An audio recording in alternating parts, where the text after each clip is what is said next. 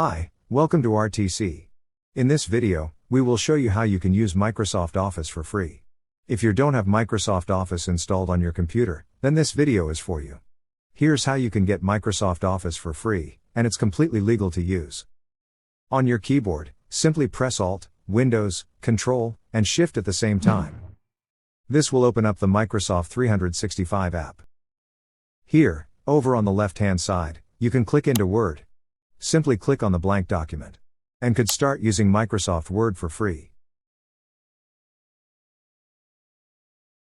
You could also jump into Excel by simply clicking Excel on the left-hand side.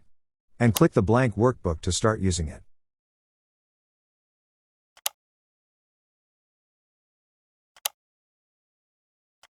And you also could jump into PowerPoint to create your presentation. Again, all of this are free, and it's legal to use.